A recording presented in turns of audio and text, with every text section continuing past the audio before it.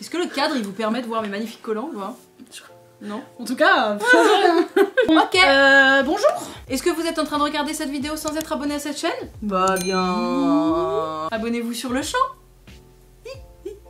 On vient de passer les 100 000 abonnés sur Instagram. On pensait que ce serait plus vite sur YouTube que sur Instagram, mais pas du tout. Donc venez nous suivre sur Instagram parce qu'apparemment, c'est du fun. Il y a quelques mois sur notre chaîne, on avait sorti une vidéo qui s'appelle Top Série, et là on voulait faire pareil avec les films, parce que c'est top, n'est-ce pas? C'est parti! Mais avant tout, on voulait vous parler de Équateur. Équateur, c'est un fournisseur d'énergie renouvelable, d'énergie verte, qui nous a proposé de sponsoriser une de nos vidéos. et qui nous a aussi proposé de changer de fournisseur d'énergie pour voir si on kiffait tout simplement. Et il s'avère qu'il y a environ 6 mois, on vous avait montré sur Instagram comment on avait changé de fournisseur d'énergie. D'abord, je vais faire une simulation pour voir, moi, par rapport à ma conso, si ça coûte plus cher ou pas. Pour ça, il faut juste que vous ayez une facture de, par exemple, EDF, où vous trouvez dessus votre point de livraison. Moi, j'ai rentré mon point de livraison et mon adresse, et du coup, ils disent que moi, ma conso, j'ai que l'électricité, c'est 800 kWh, 278 € à un coût supplémentaire de 2 € par mois. Moi, je suis chaud de les mettre. Après, ça peut effectivement ne pas être le cas de tout le monde. Moi, j'estime que 2 € pour passer à de l'énergie renouvelable, je suis chaud. Grâce à un code de parrainage, en gros, il y a 22 € qui sont déduits. Clac. Et du coup, ce qui fait que maintenant, je paye plus que 20 centimes de plus par mois. Donc là, je peux choisir si mon électricité soit produite en Europe ou en France. Dans tous les cas, c'est de la 100% renouvelable et elle est traçable. Et ben, je vais prendre la France. Je suis tellement contente de contribuer à la transition énergétique que j'accepte volontiers de recevoir vos astuces et conseils.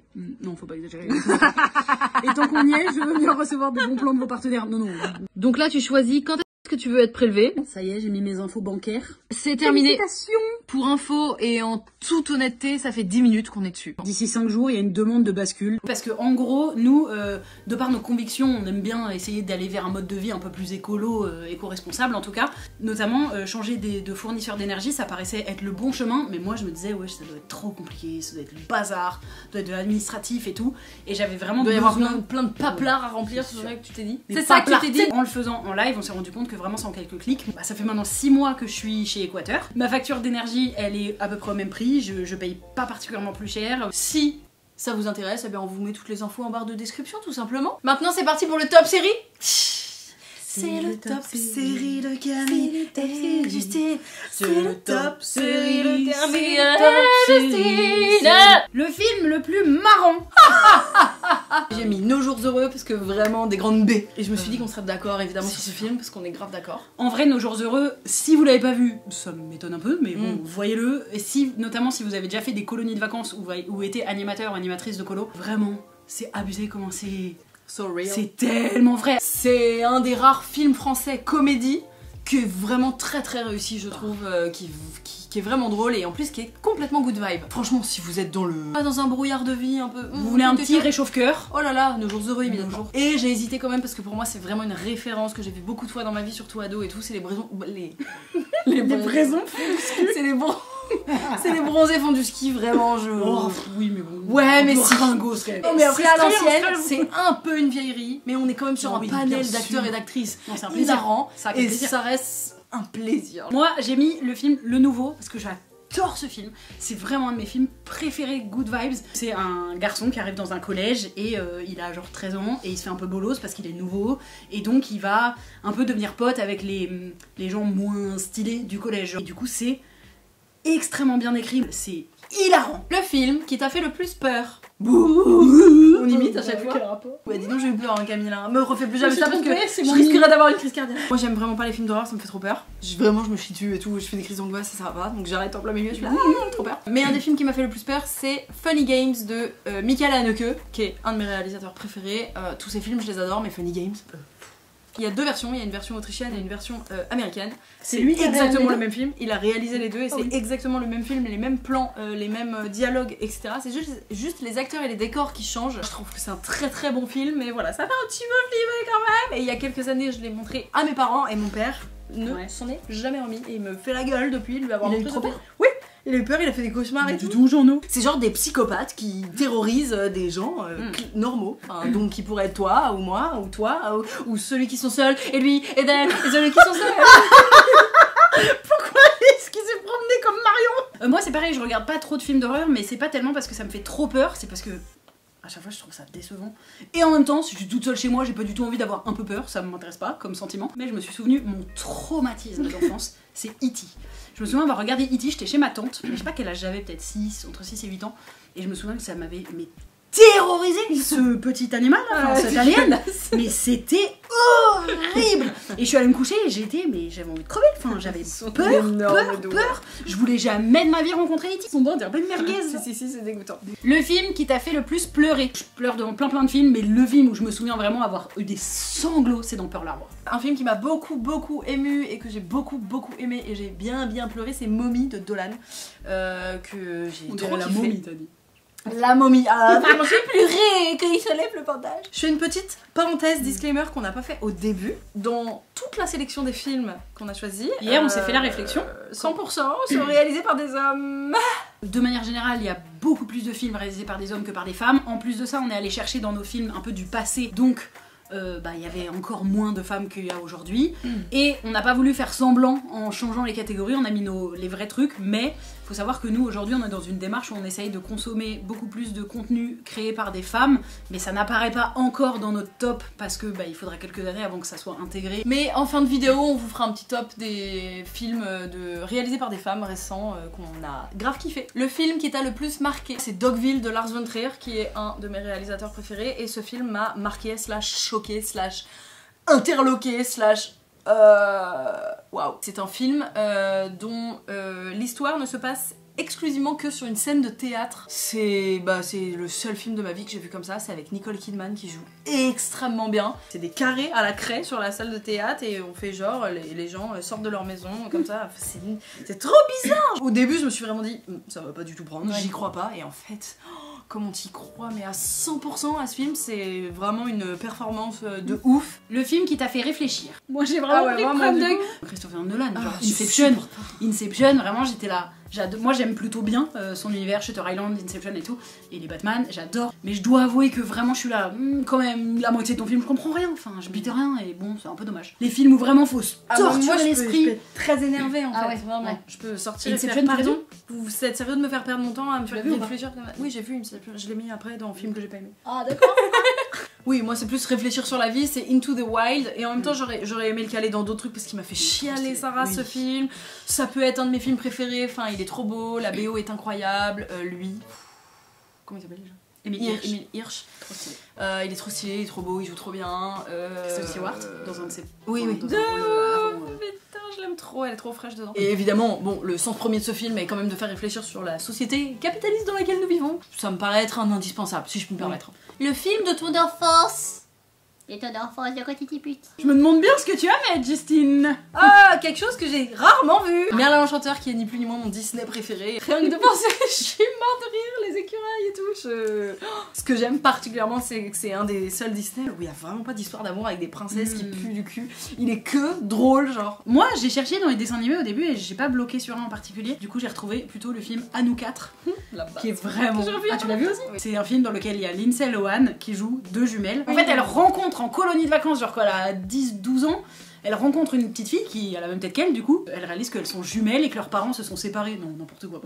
Quand elles étaient petites et chacun a gardé une jumelle. Oui, bien sûr. Ça va pas bien, non? Le film que tu adores. Toi, je sais que tu l'aimes pas, je crois, le mien, mais c'est Les Beaux Gosses. C'est un film français avec Vincent Lacoste. J'adore ce film. Je le trouve bien écrit, bien joué. J'aime bien comment c'est parlé. C'est très sincère. Il y a une BO de ouf qui me transporte. Genre vraiment, les musiques sont trop bien. Et ce film, vraiment, c'est devenu un classique pour moi. Je l'ai vu vraiment plusieurs fois. Je l'aime trop. Il me fait trop rire. Il est un peu crado.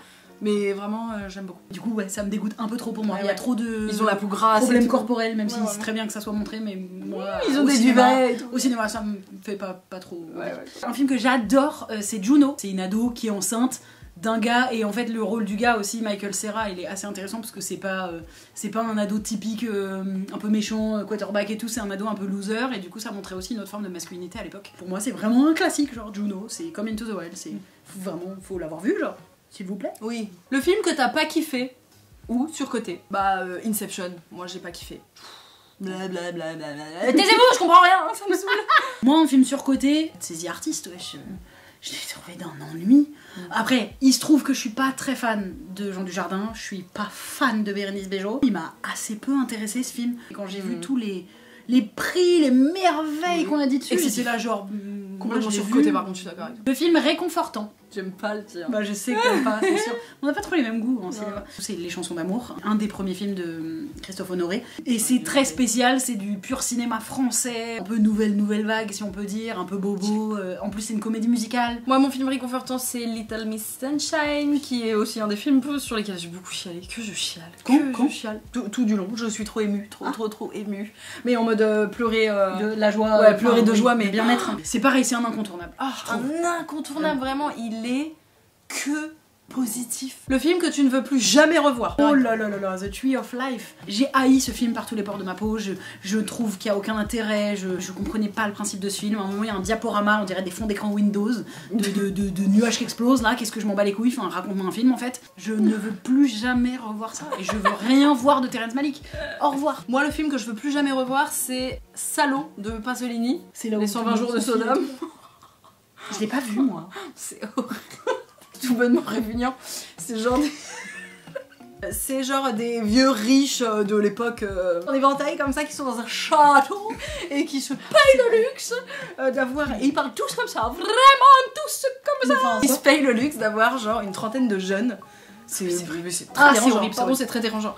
De genre 17 ans, 18 ans, 19 ans, qui viennent chez eux et puis ils leur font... Oh, mangez du caca sous nos yeux, nous allons nous éclater. En fait, ils les ont séquestrés, quoi. Il y a une histoire? Non. Il y a une morale? Non, c'est un fact, simplement. Le film que tu connais par cœur, Totoro. Mais tu connais pas tout, de toute façon, Miyazaki. Si. Chihiro, je connais un peu tout Miyazaki. Mononoke. On a vraiment des goûts assez différents. Ouais, c'est fou. Moi, Miyazaki, je suis très peu fan. Moi, c'est plus des films humoristiques. Vraiment, je pouvais... En fait, j'ai commencé à écrire et je pouvais en mettre plein à l'ancienne, genre La Tour Montparnasse infernale, Mais qui a tué Pamela Rose. C'est vraiment les films avec quoi j'ai grandi. Les films humoristiques avec quoi j'ai grandi. Acteur ou actrice la plus charismatique? Kate Winslet, moi. Vraiment mon actrice préf. Je pense qu'elle fait franchement l'unanimité dans la vraie vie et en tant qu'actrice. Ouais, elle a l'air. C'est grave une meuf qui reste chill, qui fait trop pas la star, qui est une des rares femmes de son âge à Hollywood qui ne rentre pas dans les codes d'Hollywood. Moi je suis désolée, j'ai choisi un mec, mais pareil, parce que moi j'ai grandi en étant amoureuse des acteurs. Heath Ledger, c'est vraiment mon amour. Et notamment, il a fait le Joker de Batman, donc indéniablement pour lequel il a eu un Oscar post-mortem. Et quand il est mort, vraiment, j'étais extrêmement triste. Ton film préféré? Mais c'est impossible. On va arrêter tout de suite. Si je suis obligée de choisir, c'est Eternal Sunshine of the Spotless Mind. Il est esthétiquement ouf, il est trop bien interprété. Kate Winslet est extrêmement touchante, Jim Carrey aussi. L'histoire est folle quand même. Je trouve que l'histoire est folle, ce truc d'effacer la mémoire des gens amoureux. Mais donc, comme je pouvais pas me cantonner à un, je voulais dire un autre film qui est un de mes films préférés, c'est Mélancolia de Lars von Trier, qui parle de la fin du monde. Et oui, voilà, que je voulais mettre dans une des catégories. Et là, je viens d'y repenser et j'ai oublié parce que c'est quand même un de mes réals préférés, c'est Almodovar, et du coup un de mes films préférés au monde c'est La Piel qui habito. Ce film est dingue, il m'a vraiment, genre, mais... là, les trucs, la tête elle fait... c'est l'emoji où la tête elle fait... C'est un film à twist que vraiment je trouve très très bien fait. Même toi qui comprends grave les twists à l'avance, pas genre t'as compris ce twist. Non, mais même pas genre avec moi en fait. Moi j'en ai qu'un, c'est mon film. C'est mon film. Tout à l'heure quand on disait le film réconfortant, en vrai c'est aussi lui et Les Chansons d'amour, mais c'est vraiment Brokeback Mountain qui est justement avec Heath Ledger et Jack Gyllenhaal. C'est deux cow-boys homosexuels dans les montagnes. Le film c'était une des premières histoires d'amour homosexuels montrées au cinéma dans un film grand public on va dire. Et du coup petite catégorie bonus qui dans quelques années, décennies ne sera plus un bonus. Les films réalisés par des meufs. J'ai pensé à 3 films, donc il y a Grave de Julia Ducournau que j'ai trop kiffé, un bête d'univers trop bien et tout. C'est celle qui a fait Titane qui est sortie cet été, qui a été récompensée et qui va aux Oscars d'ailleurs. Virgin Suicide de Sofia Coppola, et d'ailleurs j'adore de manière générale le cinéma de Sofia Coppola. Booksmart sur Netflix. Archi good vibe, il passe tout crème, je vous le conseille de ouf. Tomboy de Céline Sciamma. Céline Sciamma, elle est surtout connue et reconnue pour son avant-dernier film Portrait de la jeune fille en feu. Trop bien. Que je rajouterais aussi pour aller dans la veine de Booksmart, Moxie. C'est un film important pour les adolescentes pour qu'elles le voient et que ça leur donne, voilà, qu'elles se disent ok c'est normal. Bah alors si je ressens ça, c'est normal que je ressente ça, c'est normal que je sois agacée de ça, que j'ai envie que ça change. Évidemment à montrer aussi aux adolescents. C'est la fin du top. J'espère que ça vous a plu. N'hésitez pas en commentaire à faire votre top à vous, comme vous aviez fait pour certains sous la vidéo des séries. N'oubliez pas de vous abonner, lâcher un petit pouce si vous avez kiffé la vidéo, mettez des petits commentaires et tout ça. Et merci à Équateur d'avoir sponsorisé. Toutes les infos en description pour passer à l'énergie renouvelable. Si vous voulez toujours plus de nous, vous pouvez retrouver notre podcast On se tient au jus, disponible sur toutes les plateformes d'écoute. Y a-t-il une chose que les gens ne comprennent jamais chez toi? Il y a le feu chez toi. Tu peux sauver un seul objet. Lequel? C'est quoi le dernier truc sur lequel t'as changé d'avis? On vous donne rendez-vous toutes les 2 semaines pour un nouvel épisode disponible sur toutes les plateformes audio. Merci.